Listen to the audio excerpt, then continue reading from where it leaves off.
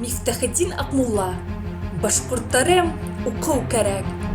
Башкортларым, укуу керек, укуу керек. Арабызда надандар күп, укуу керек. Аңгыра аюудан Уралдагы курккандай.